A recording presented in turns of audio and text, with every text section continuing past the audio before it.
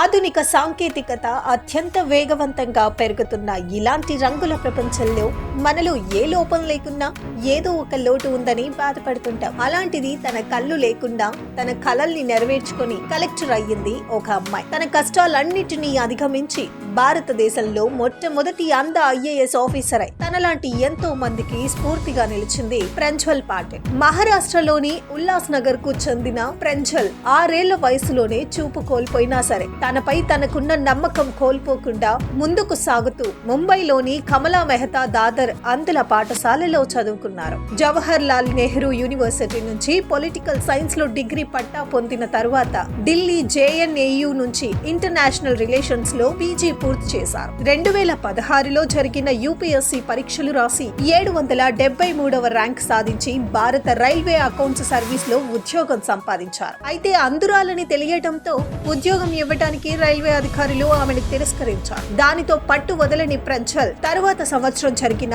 UPSC పరీక్షలకు మళ్లీ సిద్ధమయ్యారు. IAS ప్రిపరేషన్ కోసం ఎటువంటి కోచింగ్ తీసుకోకుండా ఆమె తన పుస్తకాలను పెద్దవిగా నిర్దేశించే ప్రత్యేక సాఫ్ట్వేర్ ను ఉపయోగించి తన సాధనను సులభతరం చేస్తున్నారు. ఆమె ఇంద్రియాలలో ఒకటి అందుబాటులో లేనప్పటికీ తన వినికిడి సామర్థ్యాన్ని ఉపయోగించుకుంటూ పొందగలిగిన దానికన్నా ఎక్కువ ప్రయోజనం పొందారు. మరలా 2017లో రాసిన IAS పరీక్షకు సంబంధించిన మెయిన్స్ పరీక్షలో 854 మార్కులు రాగా వ్యక్తిగత ఇంటర్వ్యూలో 179 మార్కులతో మొత్తం 1033 మార్కులు సాధించి ఆల్ ఇండియాలో 124వ ర్యాంకుతో IAS గా ఎంపికై ఎంతో మందికి ఆదర్శంగా నిలిచారు. ఇక తన ఏడాది శిక్షణలో భాగంగా ఎర్నాకులం అసిస్టెంట్ కలెక్టర్ గా పనిచేసి తర్వాత కేరళలోని తిరువనంతపూర్ సబ్ కలెక్టర్ గా రెవెన్యూ డివిజనల్ ఆఫీసర్ గా అక్టోబర్ 14న ఆమె పదవి బాధ్యతలు స్వీకరించారు. భారతదేశంలోని అత్యంత స్ఫూర్తిదాయకమైన మహిళలలో ప్రంజ్వల్ పాటిల్ ఒకరు. కృషి